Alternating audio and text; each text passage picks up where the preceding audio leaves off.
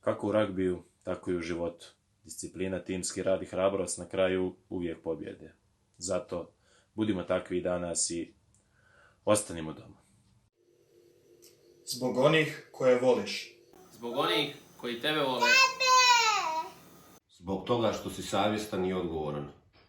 Zbog bolesnih, nemoćnih i ugroženih. Por nuestro bien, mañana. Zbog tvoje i naše djece. Zbog normalnog danas i sutra. Zbog onih koji zavise od tebe. Zato što je to jedini način da sačuvamo našu zemlju. Zbog onih koji nemaju izbora. Zbog ljeta, sunca i mora. Zbog utakmica koje nas čekaju.